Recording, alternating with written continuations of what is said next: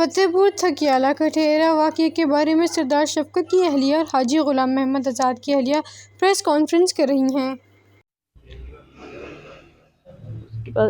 Sir ये जो DSP साहब कोटली के डीएसपी साहब हैं, जो ये मेरे मियाँ को तो यहाँ से रेफ़र कर दिया गया था अस्पताल में, वहाँ से उठा के लाया उन लोगों ने, भाइयों ने उनको थाने में लाया, वहाँ पे जो मामलात हुए हैं उसके बाद उनको हॉस्पिटल में लाया गया, वहाँ से उन्होंने कोटली रेफ़र कर दिया है उनको। कोटली 2-3 दिन वो कोटली रहे हैं, जबकि डीएसपी साहब जो हैं कोटली के, वो वहाँ पे हम लोगों ने बेशुमार किया है कि कोई आ जाए, पुलिस वाला कालें की हैं इधर उधर, लेकिन हमारी किसी ने नहीं सुनी है। डीएसपी साहब कोटली वाले जो आए तीसरे दिन वहाँ से अबूरी जमाते करा के साथ ला के और फ्रंट सीट्स पे बिठा के लाया। क्या यहाँ पे मजलूम के लिए कोई कानून नहीं है, गरीब के लिए कोई कानून नहीं है? ये असर और रसूख वाले लोग हैं, प्रोफेसर्स हैं, डॉक्टर्स हैं। मेरे मियाँ तो एक कारोबारी बंदा है, दिन दिहाड़ लगती है तो शाम को वो अपना जो थोड़ा बहुत होता है वो हम लोग करते हैं, लेकिन ये असर रसूख वाले लोग हैं जिसकी वजह से ये धमकियाँ देते हैं हमें कि हमारा फलां है उस फलां बंदा है, मुझसे ये करेंगे वो करेंगे, और ये धमकियाँ में कब से मसूल हो रही थी, इस वजह से ये सारा मामला हुआ है। दूसरी बात सर ये कि ये डॉक्टर शैला इनकी कोई भाभी है या कौन है मैं नहीं जानती, वो करवा रही हैं, इधर उधर ग्रुप्स में मैसेज कर रही हैं और रिपोर्टें लेने की कोशिश कर रही हैं कि फ़लाँ इस वक्त ड्यूटी पे कौन है, इस वक्त ड्यूटी पे कौन है। ये रिपोर्ट्स चेंज करवाने की कोशिश कर रही हैं। हमारा इतना असर रसूख नहीं है कि हम लोग करवाएं, लेकिन ये बार बार ये मैसेज और ये जो चीज़ें रिसीव हुई हैं, ये हमने सुना है खुद अपनी कानों से कि वो मैसेज कर रही हैं। तो डॉक्टर शैला नाम है उनका, निकयाल में और कोटली में इधर उधर मैसेज करके वो पूछ रही हैं कि इस वक्त फ़लाँ जगह पे कौन सा डॉक्टर है, कौन सी डॉक्टर है। तकरीबन 6 पंचायतें हुई हैं सर, एसी साहब ने यहाँ पे हमारी जगह पे की हैं आके, उनका कोई नतीजा नहीं निकला है, इस पे कोई अमल दरामद नहीं हुआ है। जबकि ये जब मामला हुआ है तो एसएचओ साहब ने आके मेरे मियाँ जो कोटली हॉस्पिटल में हैं उन पे आके अब मुलाजमों को अबूरी जमानतें करवा के साथ ला के उल्टा उन पे एफआईआर दर्ज करवा दी है। लिहाजा मैं अपील करती हूँ कि हमें इंसाफ दिया जाए। मैं वज़ीर आज़म आज़ाद कश्मीर से इस चीज़ की अपील करती हूँ कि हमारी इतनी अप्रोच नहीं है जितनी उन लोगों की है, तो प्लीज़ इस बात को गौर से सुने, देखें और इस बात का नोटिस लें।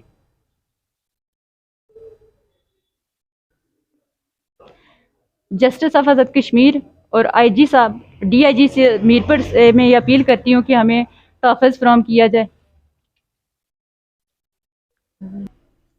सर ये असर रसूख वाले लोग हैं, मेरे मियाँ हमारी जो सोर्स ऑफ इनकम है सिर्फ वही वाहिद बंदा है जो हमारे घर का कमाता है और हम लोग खाते हैं, ठीक है। ये असर रसूख वाले लोग हैं। मैं इन सब लोगों से जिनसे मैंने अपील किया, मैं दोबारा एक अपील करना चाहती हूँ कि मुझे चारदीवारी का तहफ़्फ़ुज़ फराहम किया जाए, ताकि कल मेरे मियाँ अगर घर पे ना हूँ तो ये कोई भी ऐसा दोबारा कोई भी ऐसा हम पे हमला ना कर सकें, कोई भी ऐसी हरकत ना करें, क्योंकि मैं अकेली औरत होती हूँ, वहाँ पे मेरे साथ कोई मर्द नहीं होता, मेरे सिर्फ छोटे छोटे 2-3 बच्चे हैं। बिस्मिल्लाहिर्रहमानिर्रहीम। हस्बुनल्लाह व निअमल वकील निअमल वला निअमल नसीर।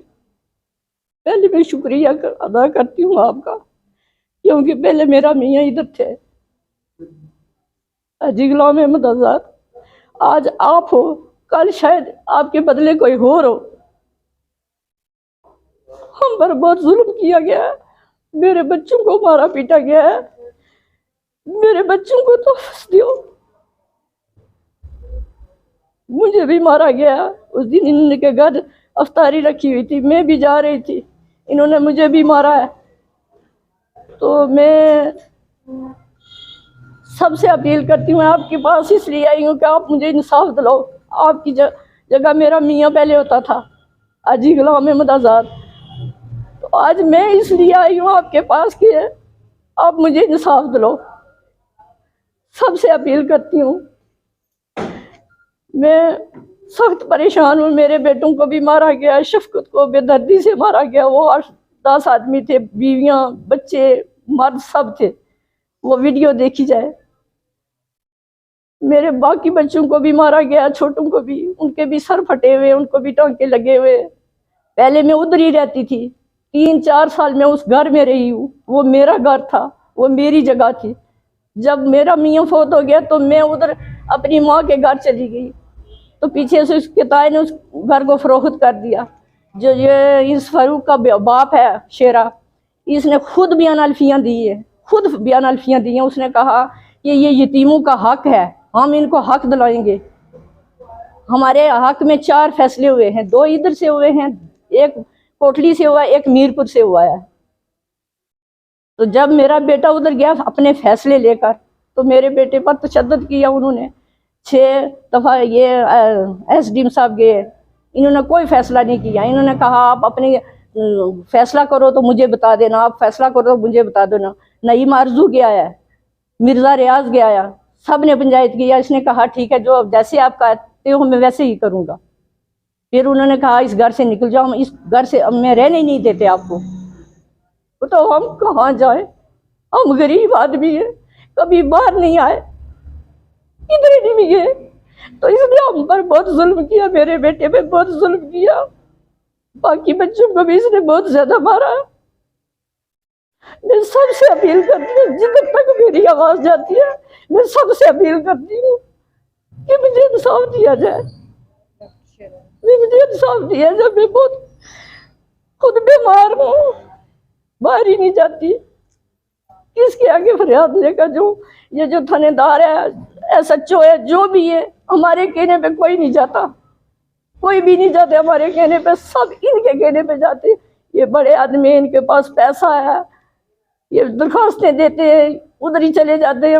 उधर मैं भी गई, मेरी बेइज्जती भी इसके बेटू ने की प्रोफेसर में। उधर से दरख्त काट रहे थे, मैंने कहा ये नहीं काटो, ये अभी इधर झगड़ा है। तो वो मुझे कहता आप खाएंगी इसको। बहुत बदतमीज है, पैसे वाले है, बेइज्जत करते हैं। जो इनकी माँ है वो बहुत पत्ती जनानी, हम कुछ भी नहीं कह सकते। खुदा रहा हमें इंसाफ दो, हम इसलिए आपके पास आए कि कोई भी नहीं सुनता।